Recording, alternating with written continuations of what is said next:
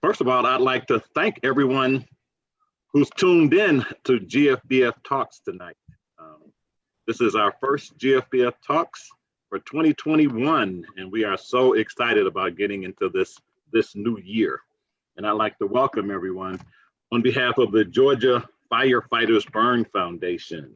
And the Burn Foundation's mission is to partner with the fire service and burn care community to provide fire safety and prevention education, support medical facilities, and assist burn survivors in their journey of recovery. And that's who we are. And if you want to know more about it, you can log on to our website, as you see on the screen, www.gfbf.org. And as the executive director of the Georgia Firefighters Burn Foundation, my name is Dennis J. Garden, and I have to do my shameless plug. You know, we are a public charity. We can always use support in fulfilling our mission. And our tagline is help, hope, and healing beyond the burn. And that's really what we are. It's after the burn, what happens? And I want us to get into a conversation about that tonight. And last year was a crazy year. And we expanded upon help, hope, and healing beyond the burn. We expanded that to be help, hope, and healing beyond COVID-19. But as the staff were talking, I think people are COVID-19'd out. So we don't really want to talk about COVID tonight. We really don't, because people are hearing it all the time. We want to talk about just life in general, because the reality is help, hope, and healing beyond life challenges. I mean, that's really what it is.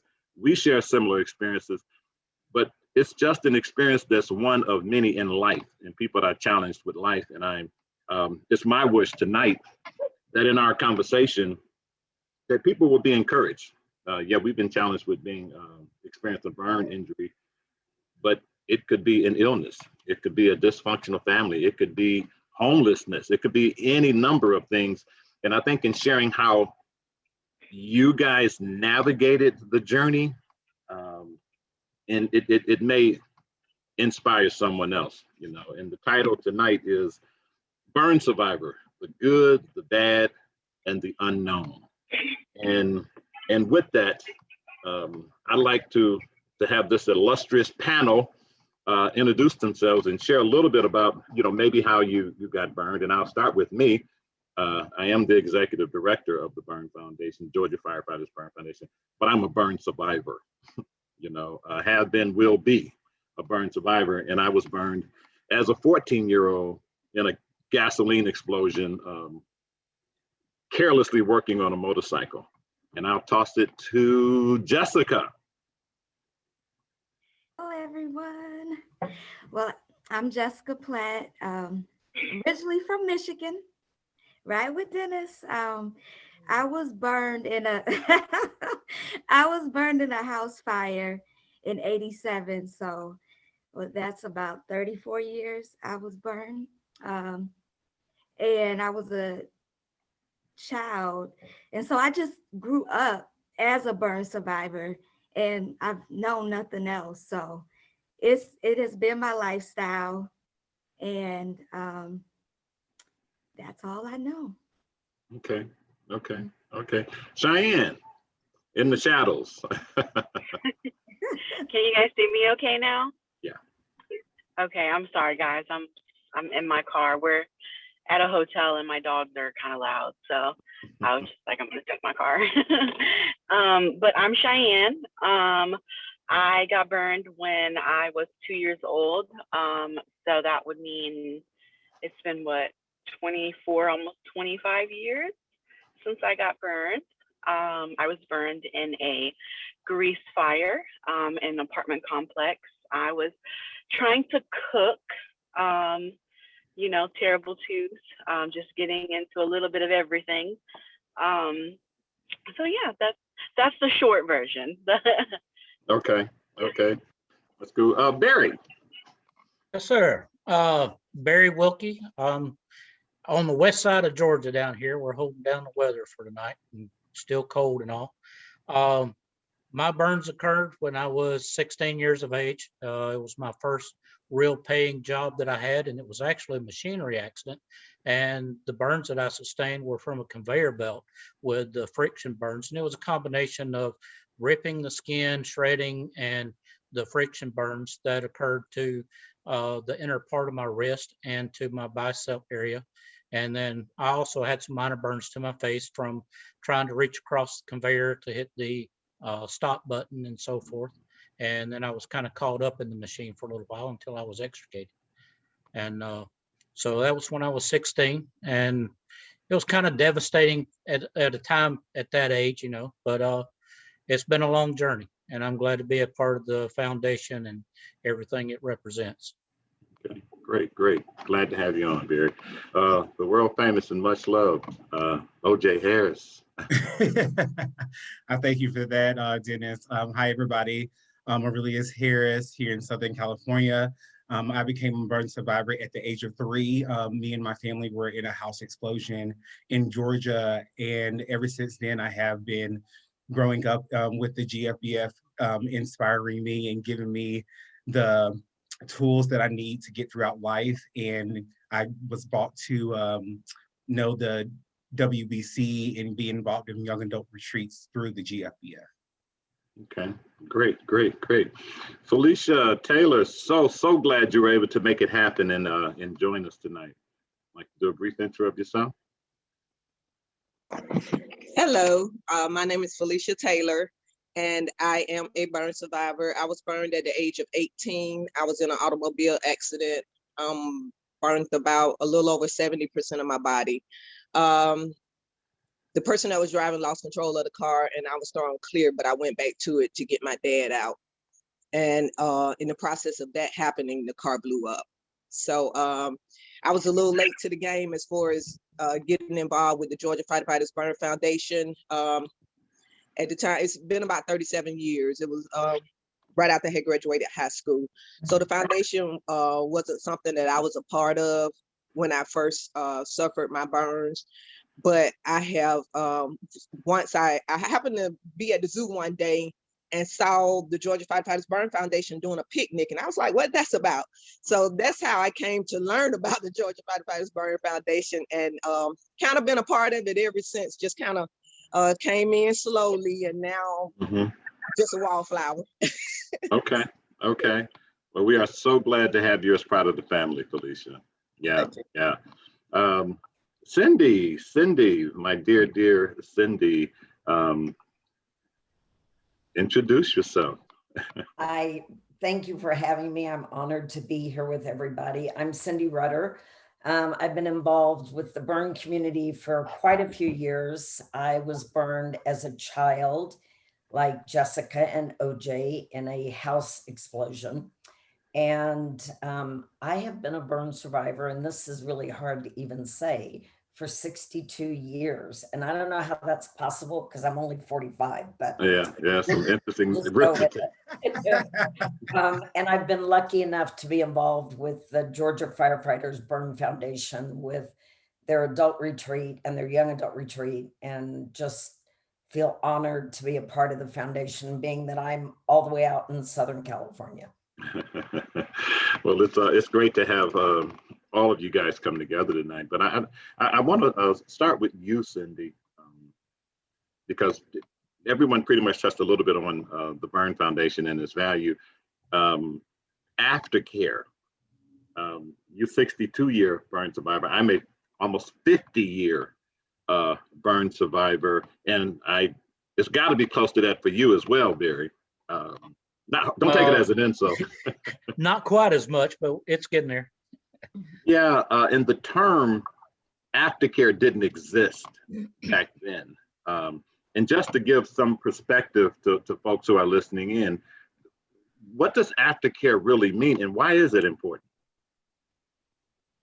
It's extremely important. And I think, you know, like you said, Dennis, there wasn't aftercare that many years ago. And myself working in a burn unit for many years as a burn unit nurse, the implications of somebody going home without aftercare is just hard to even imagine, because even though your discharge from the hospital, I feel like the roller coaster ride starts once you leave the burn unit.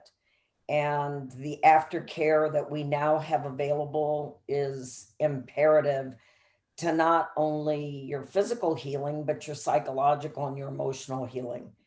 And without it, I think people really would struggle. I know I did. Mm-hmm. And I like for someone else to chime in.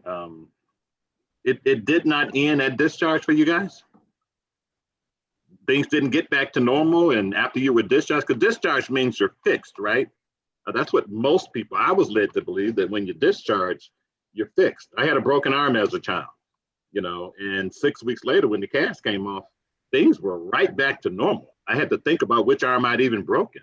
So how is this different for you guys?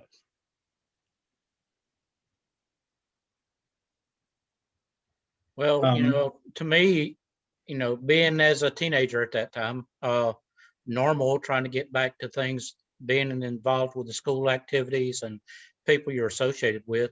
And then I was actually going to school with, you know, shirtless sleeve and wearing shorts, which was unheard of back in that day because of the skin grafts and the open wounds and so forth. But, you know, people kind of looked at you different, and that brought on a whole new side of healing that was going to last pretty much my entire life. And it took a long time to come to the grips and reality that people are going to treat people different. But, you know, they treat people different for all other type reasons that you mentioned earlier for, you know, but it was just something that kind of stood out for me. And so I think the healing process is really never ending, but it's how we choose to treat each other, you know, as fellow men and our care and compassion for one another. Mm-hmm. Mm-hmm. Felicia, you were going to say something. Yes. I was actually lucky enough that my burns happened, if that made sense. I had graduated high school, so I didn't have to go back and deal with the kids treating me differently and things like that. Mine was more probably emotional. Even though I accepted pretty early on, you know, that I was burned and there was nothing I could do about it. Still, you had that emotional roller coaster where, you know, I was just graduating high school. I'm 18. I'm out here, you know, trying to do things. And it was like everything came to a halt. So when you got out of the hospital, you still have to deal with the pain. You still have to deal with changing bandages. And it was just never ending, you know, having to deal with family members, folks coming to see you, and you trying to get out in the world again. I remember when I first decided, okay, I'm gonna just go drive. So I'm getting out here and trying to drive and dealing with all of this when you're still half broken inside, trying to, you know, start back going to work and things of that nature. And people still today treat you differently. It's just, it takes building that, just that confidence. And I had no one that looked like me. Mm-hmm. Right? No one until I got involved in the Georgia Firefighters Burn Foundation. You know, there were times I thought I was the only person in the world burned.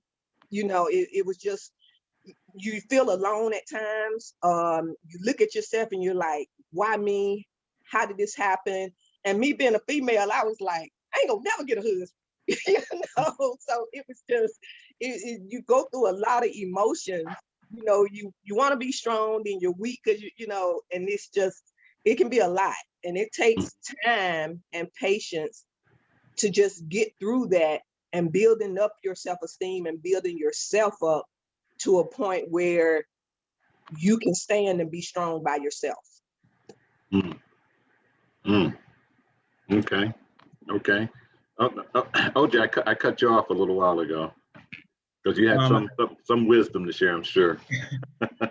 For me, my experience being 3 and being a birth survivor, that was all I had known for a very long time until I got into like 3rd or 4th grade, and and a kid walked up to me and was like, "Hey, your hands are wrinkled. Like, I'm gonna bring you my mom's wrinkle cream," and it was kind of like, huh? You know what I mean? Kind of like, oh, because my family, we're all birth survivors, so we have different burns, but everybody was burned, so I just thought that was just how we were. And until that moment, things started to change, because that's when I did notice that I was different. And then as you get in middle school and high school, of course, the more people notice that you're different and notice that you're not like them, so they want to point those flaws out. And that's when your journey kind of changes, because, and especially in a middle school, high school time frame, you want to be accepted. You want to be with the cool kids and you want to blend in, but it's hard to blend in when you have something, your physical is something that makes you stand out. And for a long time, I had no outlet of like, how do I deal with this? How do I handle this? Until I came to camp that was put on by the GFBF and realized that it was other people out here that was living life just like me, and it was fulfilled and was happy. And outside of that camp environment. And I want to ask OJ, where'd you go with that anger? And I'm reflecting back on a retreat that we attended together in New York. And I think maybe I wasn't your favorite person or your best friend at that time. And if you'd like to share a little bit of that, and I don't mean to be calling you out. Well, yeah, actually I do. I'm calling you out. If you're comfortable sharing what that was, that aha moment for you. I think we were having a conversation about like people looking and staring, and how do we handle that, but also how do we know what the person is looking at? And at that time, my mindset was, if they're looking at me, they see the burns, that's what they were looking at. And I was very headstrong on that. And you pointed out that, which cracked me up, you pointed out that I like to dress nice. And you were just like, but OJ, what if you have on a fly outfit and they're like looking at your outfit? How do you know? And what I realized in that moment, the aha is that I had been living life with a guard up. I had been living life with these blinders that the world saw me only as a burn survivor. They didn't see my other attributes. And that anger came out to other people. It came out when somebody asked me my burn story, because I was just like, well, how damn dare you ask me something personal about me, stay in your place. But and what I realized is that I was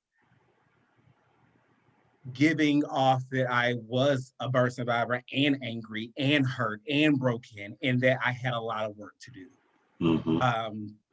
Because some people, when they are asking, they are genuinely asking, hey, what happened? Like, I see that you're different, but I'm curious. And there are, and I'm going to say it truthfully, there are some people that are rude, that maybe are just like looking at you like, well, what happened? And it's the tone, but but if I do the work of myself and I'm in a good place with myself, the anger shouldn't be anger there. That shouldn't come up and spew out on somebody else if I've done the work and worked on myself mentally and done what I needed to do to feel whole and accept myself for who I am. And I'm looking at how vigorously Jessica's nodding her head. Apparently it's some of that resonating with you, Jessica, and please share with us. Yeah, no, I was just thinking about just growing up, thinking about the aftercare and how big a support system plays into all of that. Because for me, 3 of us got burned, and my mom was a single mother. She took care of all of us. And I could remember her changing all of our bandages, and just doing everything by herself. But she was the type of person, she didn't want to ask for help. And she got to that point where everything did get overwhelming. And I think that's when she met you. And we started going to the support group. And just growing up, we all just went off on our own paths. And she just always taught me, look, you're not different. You can do anything you want to do. And she didn't baby me. And so I would try to play on that with her when I wanted to get my way, because I am the baby in my family. So that position, but she said, your brother and your sisters aren't going to always be with you. So you have to be assertive of what you want, because people will misunderstand you. And I think that, the way that I am and the way that I navigate through life is because, a lot of times when people look at me, I am misunderstood, or she can't do this, or she, but I've learned throughout the years, and still learning, whatever you put out and how people may approach you or treat you, you're teaching them. And so that's, all of that growing up and learning and the hardships and being picked on and being called names, none of that really stops. It's just, how do you handle it? And I'm still handling it as I go along, in my adult life. So I totally agree with those. Yeah. And it was purely a coincidence that everyone on this panel got burned at a young age. That wasn't intentional at all. And I wasn't really paying attention until the introductions, and some of the conversations sound eerily similar. And I want to pitch it over to Cheyenne of some of what Jessica's saying. And I'm not putting your business out, Cheyenne. Well, I guess I am. I'm moderating. I can do that.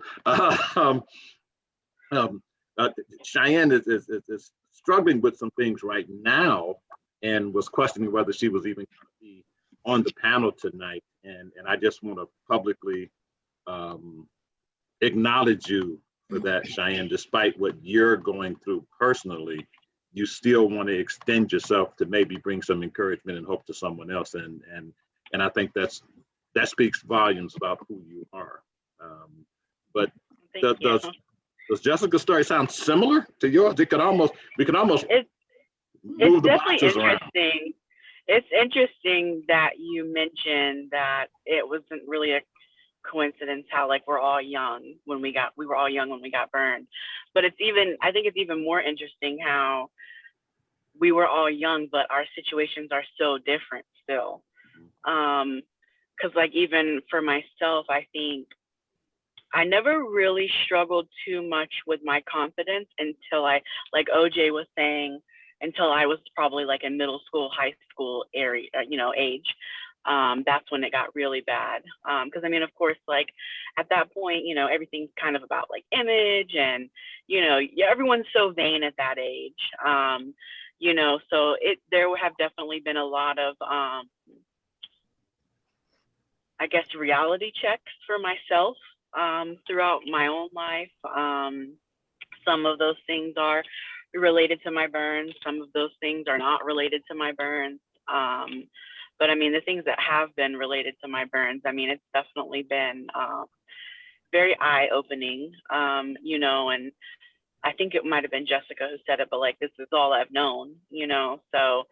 And I guess it's just kind of weird, getting older, because it's well, this is all I've known, but everything I've ever known is not the same now. You know what I mean? I don't know if that makes any sense, but it kind of makes sense to me, I guess. But no, it makes a lot of sense. That's lifelong too. Yeah. So that's what I'm starting to see. I feel more confused than anything most times. I've always been someone who questions things, and curiosity is my thing, I guess. It's gonna get me in trouble one day. But I'm just continuing to try to learn myself and try to figure out, the things that I do like, the things that I don't like. One thing that's really been important for me as I've gotten older is to really just like focus on the things that are most important to me, and try to, you know, as best as I can, navigate through this crazy thing we call life. And I've really been trying to, you know, the things that really don't bring me any happiness or don't bring me any joy, or, you know, the things that hurt me and things like that. Like, I'm trying to be better about, I guess, protecting myself, because I think being burned, especially at such a young age, made me extremely vulnerable. And I think that has made me do a lot of questionable things throughout my life. Mm-hmm.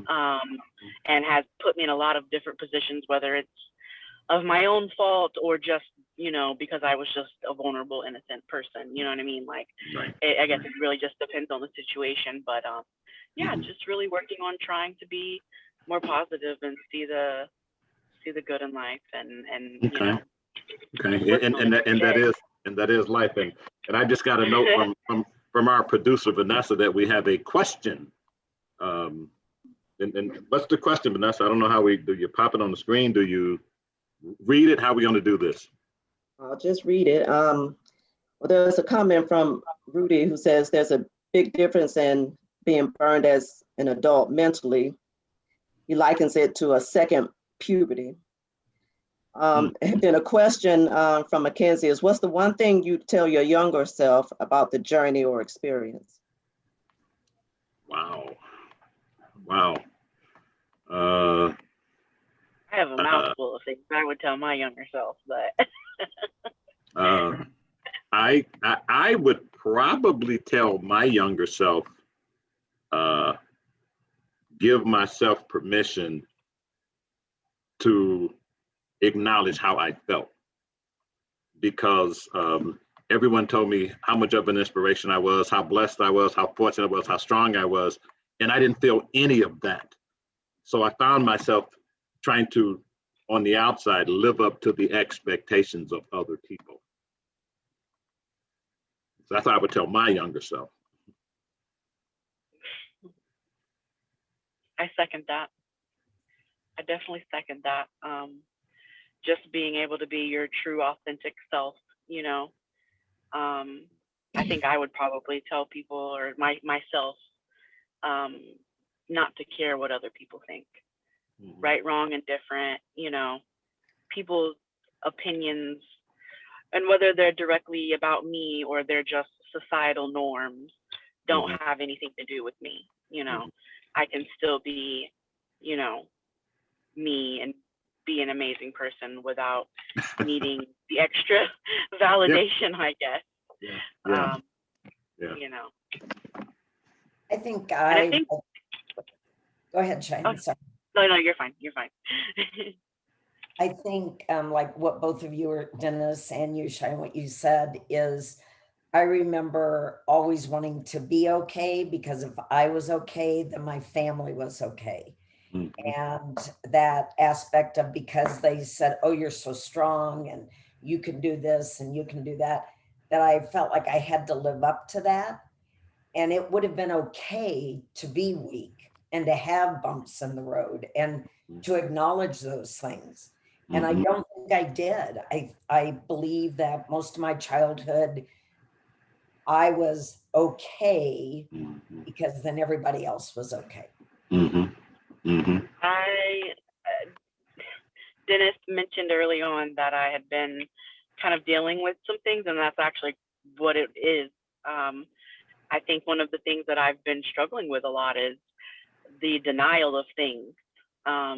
There have been a lot of things in relation to like my burns and just my overall journey, especially things with my family. And I guess I've kind of, it wasn't until I started talking to my therapist who pretty much put it into terms of, you know, you've normalized a lot of things that should have never have been normalized, and you've pushed a lot of things to the side and you put it on the back burner.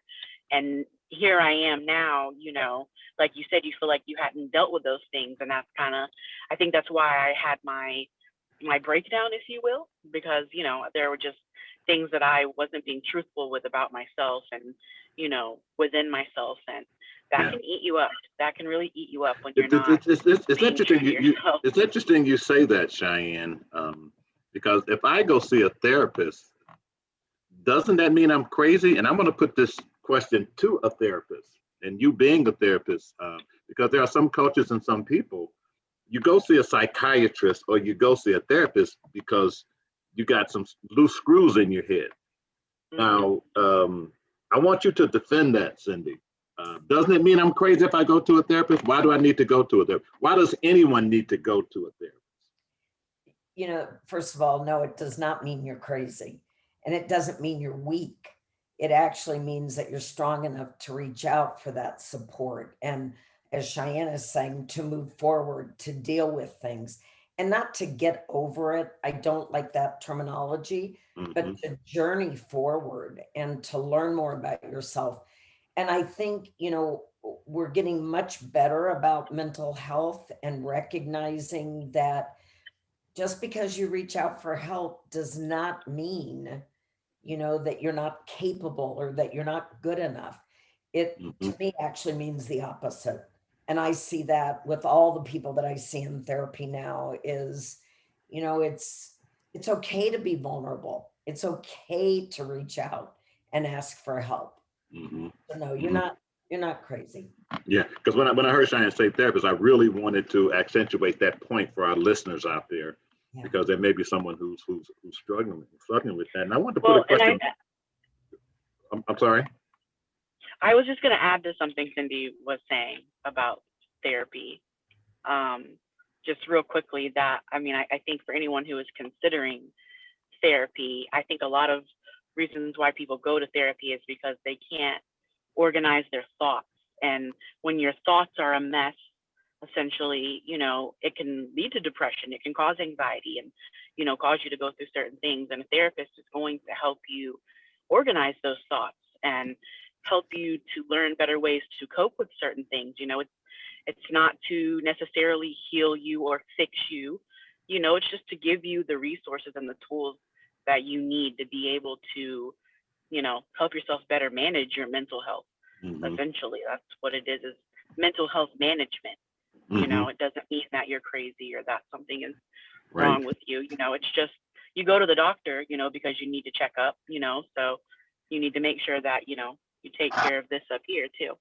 Yeah, you know, and it helps you to find your purpose. And speaking about purpose, Barry, you're a firefighter. Right. And what a noble helping profession that is. Do you believe, or have you ever thought about, because of the help you received as a teen being injured, played a part in you ending up in a helping profession? Or are they totally not connected? No, it was actually by happenstance that it occurred. I just happened to go over to my brother-in-law's house, who was a volunteer, and he got paged out to a woods fire, and he said, jump in the truck. So I went with him. I'd actually been studying architectural custom design. I was custom designing log homes shortly after I got out of school. And so it was just a fluke that it happened, and it was more of an adrenaline rush, and it was something to do. And I know most firefighters, they'll say that they got involved because they wanted to help others and, you know, be a part of the community. And I actually got into it. It was just adrenaline to know that I had a purpose or something that I could do that was something that was beyond myself, I guess. And then it was over a period of a few years. I think I'd already been a firefighter about 5 or 6 years when I first learned of the Burn Foundation. It took me a little time to save up some vacation to be able to come to camp. And so it was a good 14, 15 years from the time of my injuries that I had to learn to cope on things with my own. And I didn't have the support group. The only time I went to a psychologist or a psychiatrist, it was more to do an evaluation, more so than to actually help and to push me towards a healing process. And so that was something that through the fire department, I wanted to be able to say, you know, I had to learn these coping skills and things that I had to push myself forward for. And when I learned the foundation, I'm like, I need to be a part of that. There's going to be people who's going through the same trials, tribulations that I've gone through. And, you know, how do you help people with that? And that was really my first drive to do so. And then when I got there and I saw the compassion and the family and everything that was involved with that, I think that's when my healing first really started its journey. Because I actually had someone from the outside or some of similar situations that I had to learn to, it got beyond a coping skill to start that journey of healing. And my wife will tell you, anytime I come back from camp, she says, I'm a new person. You know, it lasts for a while. Society kicks in. We're back to the grind of work, you know, and it kind of wears off a little bit. So I've always looked forward to camp because that's something to be a part of from somebody else. And if it's part of their healing or just part of my healing, I think it's a little selfish on my part, but it is part of my journey as well. Yes, yes, and you own that. I want to ask Felicia, 18 years old, graduating from high school, and for most folks, when you graduate from high school and you're 18, man, the whole world opens up to you, and there's all sorts of plans. You know, some realistic, some just out there, and for you to be in to get injured and bring all that to a screeching halt, I'm assuming that was a challenge in itself. You had the burn over here, but then you got everything over here. What was that like for you? First, I was a very active child. Growing up, I was band, soccer, flat cord, you name it, I did it if it cost my mama money. So I was just, you know, I did got two of those. Yeah. So very, very active. And I had been working since I was 14 on top of all of that. So yes, everything just came to a complete halt. It was different. And when you're talking about, and I remember the psychiatrist coming in the room and talking to me, and they left out and was like, she gonna be all right, ain't nothing wrong with her. And I don't know if that was when it got implanted in my head, you know, and then here comes the you're strong, you know, you're blessed, you're this, you're that. And so it was like I had to be all of these things. I had to be strong. I had to do this. I mean, I used to change my own bandages. I used to boil my water on the stove, put my the cast in the water, pull it out, and wrap my own arms. So I did all of this stuff myself. And I still get a lot of that today. People are like, you're just strong, you're just this, you're that, you're just that. But they don't see, and it's far and few between now. It doesn't happen. It rarely happens now, but there's many a days I would be in the house by myself and just falling because I could not understand why it happened to me. You know, like you said, being 18, you're ready to take on the world. And I'm like, and especially when it's so much, I'm like, okay, Lord, could you not leave something without a burn on it? You know, it's just like everything. I was blessed as far as my face was concerned, but it was just like everything is burned. And so it was different. And yeah, my world just came to a screeching halt, but it didn't last long. I can't say that. After about a year of surgeries and everything, I was out there doing it. I was like, okay, I got stuff to do. I ain't got time to sit here. I got to do this. I got to do that. Even if there were times I was embarrassed, or like he said, people looking at you and you're like, what you looking at? You know, and I had to train my daughters, because if my daughters saw someone looking at me, oh, they'd be ready to go off. I'd be like, I need y'all to calm down because they were my ace, my daughters and my family. My sisters, they're like, you know, my kids were at a point where they bring kids home, and if the kid didn't act right when they saw me, they were no longer their friend. They couldn't come over no more. So great support system there. My sisters, one is passed on now. I remember nights of her just getting up because I was itching so bad. And everybody that's been burned know when that healing starts, the itching is unbearable. So just having all of that support there with my family and my sisters and my grandma, just taking care of me, that helped me get through it. But yeah, it was just I'm 18, I'm burned, and there is just life I thought was over. And it only lasted about a year, and then I just had to kick myself back in the gear. Yeah. You know what's interesting in this conversation we're having, and Cindy, I want to give you the floor to speak on this a little. What's interesting, all of the things that we're talking about that we struggle with, that have been challenging, that have been difficult, none of it's unique to burns. And that's what's so interesting. But a couple of you guys said it's all you've ever known. So there's not a frame of reference. But none of this is unique to burns. And it's very easy to blame it on that thing that I'm not comfortable with or that I'm insecure about, that my life would be different if my face didn't look like this. My life would be different if I wasn't burned. Things would have been different. Sure, they may have been different, but that doesn't necessarily mean that it would have been better. It just would have been different. And we hear it a lot in the burn community that the burn becomes the center hub and everything filters into that. And I would do myself such a disservice if I did that. If I connected everything to that, I would do myself such a disservice.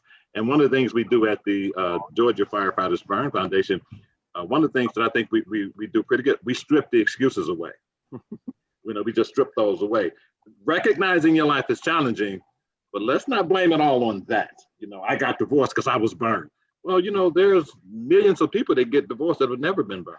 As much as we like to think we're special, it's not because of that. And I want to give Cindy the floor to speak on that a little bit.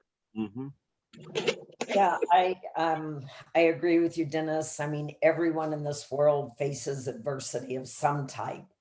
And our burns, yeah, I mean, it's definitely a challenge. But like you just said, relationships end, but it isn't necessarily because you're burned. It might be because you aren't a very nice person and you don't want to recognize that. But, when you say no excuses and using the burn as an excuse, and of course, I always have to bring up my dear friend, Kyle Maynard, who wrote a book, No Excuses. And truly, I mean, here's a man that was born without any extremities and has gone on to live an amazing life. And his thought process is no excuses. So, and I have lots of friends that are not burned and have adversity in their life, things that they struggle with, things that they have to deal with.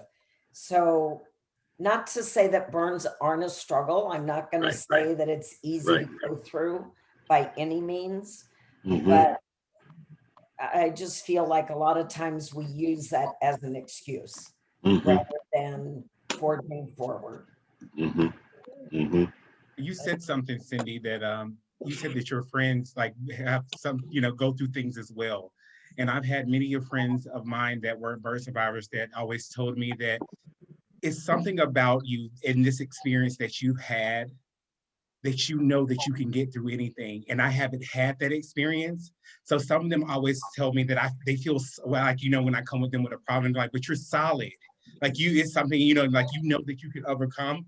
But because some people haven't been through things like we have, you know what I mean? And that's why some people don't think that therapy is needed, or it would benefit them in any kind of way, but they're just like, well, I haven't really been through anything, but you're looking for something traumatic that you need, they're looking for something traumatic. And we all go through those daily, ups and downs of relationships, insecurities, and all of that. And that's why it's important to have, the tools like therapy and or or even like Barry said, or feeling like I'm at camp for me, that's okay. Because sometimes taking care of you first is the number one priority. And I think that that's what, in a lot of times in my life, I have forgotten, and that, you know, that I need to put myself first, and that it's okay to be selfish in that way, to go to a place and worry about filling yourself up, because if you're not full, you can't give anybody else anything else. Mm-hmm. Mm-hmm. Piggybacking off of what OJ.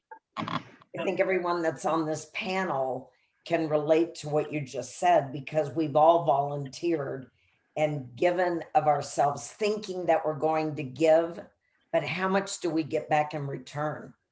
Mm-hmm. That's why I'm crying. That's why I'm crying every Saturday at the end of camp. I'm a mess. It's horrible. Yeah. Yeah. Piggybacking off of what OJ was saying, though, like as far as therapy goes, you know, it's one of those things where, you know, there's what the phrase or the terminology that I guess we've used is like the big T and the little t, but like there's no right or wrong in like trauma, you know. Trauma happens to most people, you know, and I think the only difference is like, you know, maybe who you are, and like everyone's experiences are different, I guess is what I'm getting at, you know. So there's really, you know, you can't really say like, oh, well, you know, you had this big thing happen to you, but I didn't have that big thing. But it doesn't have to be a big thing, you know what I mean? Like anyone can benefit from mental health therapy. Like anyone can. You don't have to, it doesn't have to be something like quote unquote crazy or wild that had to happen to you. And I think it's important when we say mental health. Mental health means a lot of different things. It doesn't just mean therapy. You know, mental health can be seeing a therapist. Mental health can be shutting down the office and taking a walk. You know, mental health can be eating junk food and lounging on the couch. So mental health can be things that regenerate us, things that allow us to breathe. And, you know, because it's easy to put mental health, attach it to a therapist. It's easy to attach it to a physician. It's easy to attach it to something else, but it's really whatever that thing is, you know. And when you say something's big or small, it's up to the person, because two people can experience the same thing, and it can be extremely traumatic to one person, and the other person may not give it a second thought, you know. And really talking about, and someone said at the beginning of this call, we all got burned, but the journey is different. You know, the journey is different for everybody, because we were different going into the injury. And it's just real important. At the Georgia Firefighters Burn Foundation, we expanded upon the definition of burn survivor to include not just the person physically injured, but everyone who's impacted by it. You know, and I want to ask Jessica, because I know how close Jessica and her mom were. When her mom used to bring her to the support group in Detroit, and she was a little bitty. And now that just breaking out and going to school someplace else and getting out in the world and being a professional, bouncing all over the globe. What has that been like with you and your mom, if you care to share that? Well, you know, she has always been the type to, you know, say like, Jessica, you can do whatever you want, just use common sense. But I want to kind of go back to when we were talking about like what we would tell our younger self, because I watched my mom take care of us, and it was just her doing it. So a lot of times, believe it or not, I was quiet. And I didn't really talk that much back then. And so I didn't really voice like, oh my goodness, Mom, someone made fun of me, someone called me a name, but she knew I was hurting. I didn't say it. I still kept it in. As I got older, I say everything now. And I tell people, okay, hey, that hurt my feelings. Or, you know, I don't like the way that made me feel. But being able to navigate through life and as an adult, I just look at it, if I want to do something, okay, I'm going to have challenges, I'm going to do it. But I know I have a support system, and that's real key to my journey and where I'm at right now. and to mentally keep myself, there's sometimes I have to shut down because I think all of us on this panel, we're strong, and some people may look at it as, okay, they've been a burn survivor as a child, so they got it all figured out. No, I know I don't have it figured out. I'm still learning. And so a lot of times people look to me for, okay, well, she's okay. She doesn't go through anything, because I don't voice it or put it out there. It's okay to say that and to voice that and to acknowledge, look, I'm struggling right now. And so that is something new the last 2 years that I've even talked with my therapist about, and even telling some family members, hey, I can't listen to you right now. I'm going through, and shutting down and then regrouping. And even with work and traveling, it's like my own peace, that I look towards, because always on the go. But that's why I said this past year was a blessing, because it allowed me to like stay put and learn more about myself, and to quiet some things, and to so that balance of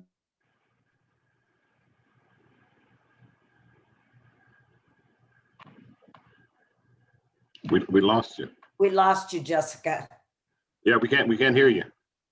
Are you muted? Did you hit your mute?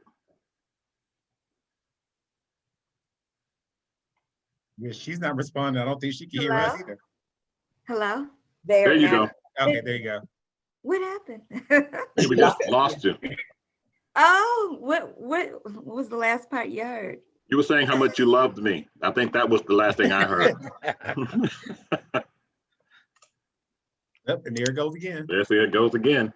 Hey, we have about 5 minutes, 5 or 6 minutes left on the call, and what I want to do is go around, because this has been a really good conversation, and an hour goes by so fast, and we have a schedule for an hour, and we want to honor people's time. If we ask them to join us on these calls and listen in, and we say we're going to do it for an hour, we try to be very deliberate, because Vanessa behind that curtain, as a producer, she snaps a really mean whip. You guys don't see it, but she does. But I want to go around and give each of you an opportunity to maybe, because we talk about the good, the bad, and the unknown, just an opportunity to maybe share something you want the world to know, or some words of encouragement that we can give our listeners to go to put in their pocket and carry with them. And we'll start with you, Jessica, before we lose your voice again. Quick. Oh, were you saying something, OJ? No, go ahead. Oh, okay. I would just say, it's okay to hurt. It's okay to voice that. It's okay to give space to let others know today's not a good day.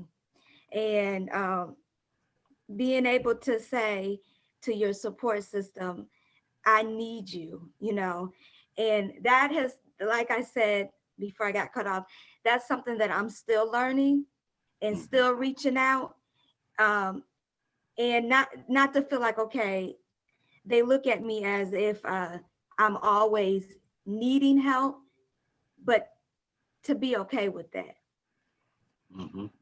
Okay. Barry. I guess with my line of work, being in the fire department for 35 years, there's a saying that teaching a young firefighter to be an old firefighter is the first skill that you're trying to teach them. And with my guys are coming in, after 35 years, I've seen a lot of traumatic injuries and burn fatalities, burn injuries, as well as wrecks and everything else. You name it, I probably have seen it. And for some, that comes on pretty quick. And there's a dealing and coping mechanism that they have to do with that. And, firefighters, we're the strong guys. We don't show our vulnerability. we have to be the macho big guys and all the time.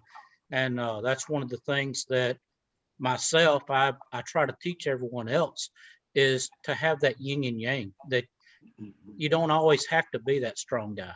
It's okay to show your emotions with one another.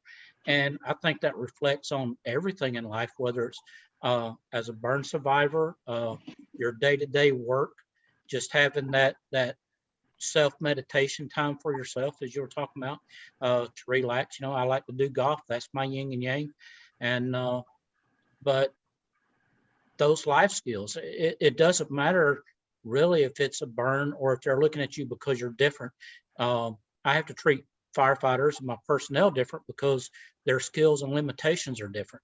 And one of the things, a few years ago at camp, we had that, our slogan, if you can say it, maybe wasn't a slogan, but is, I can't do that yet. And yet being the key word. And that's carried a long way for me. And I try to instill that with my personnel, that there's things you are going to be treated different. And it's not based on your looks or anything else. And we as a society do that every day. And so learning to communicate with one another, as OJ said, to be offended when somebody asks you, why do you look different? Well, it's not so much that, maybe they do just have that curiosity, but we all tend to do that. We treat everyone different based on their characteristics or something that we know of them or have learned of them. And we all have something to bring to the table. So. Thank you. Cheyenne, what wisdoms or words of encouragement you have coming out of the shadows? Again, just don't be afraid to feel things.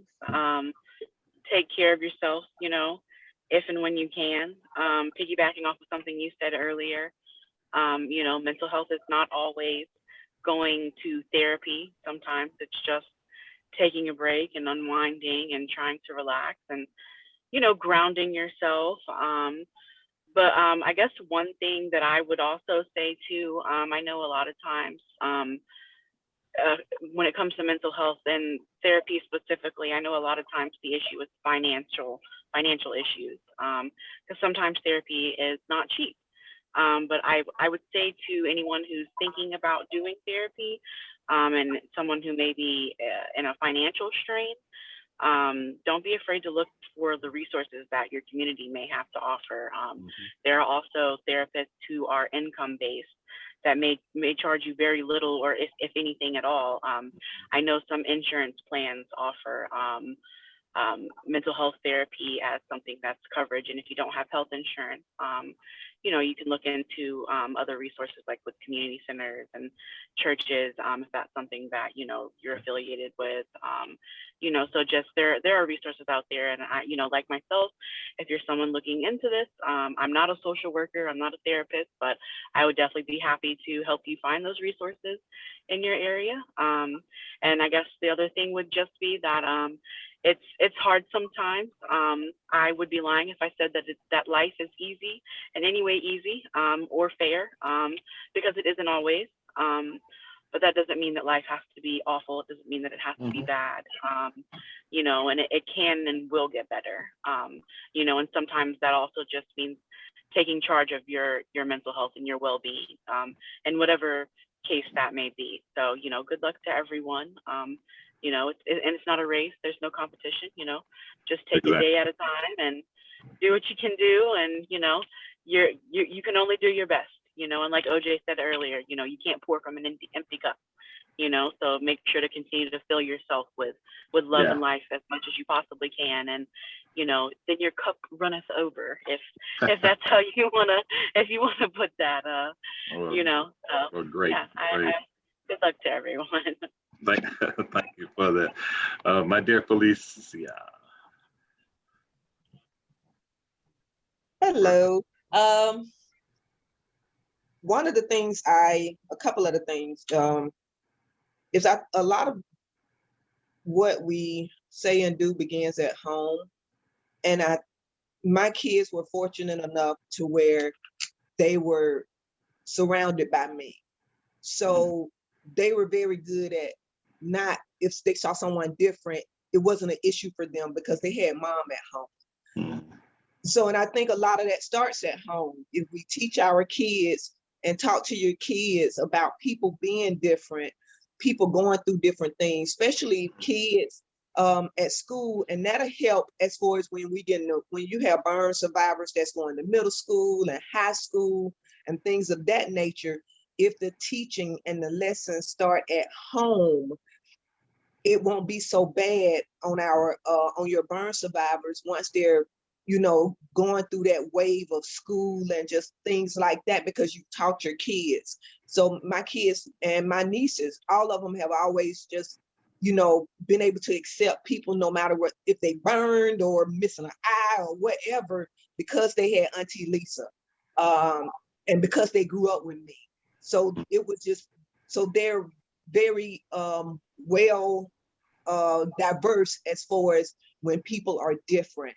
And I think if we start that at home, that will go a long way in helping our kids navigate being when they're burned and things of that nature, especially our little girls.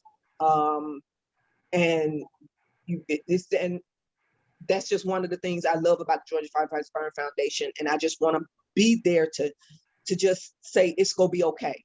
Mm-hmm. So just if we start everything at home, it's not gonna always work, but it'll cut down on a lot of what our kids go through when they go to school. Okay, thank you. OJ, what words of encouragement or wisdom you have, my friend? I just want to say to the people that are freshly burned that it's a trying time, because I know you're going through something physical, but also work on your mental health as well, because that's also going to be important.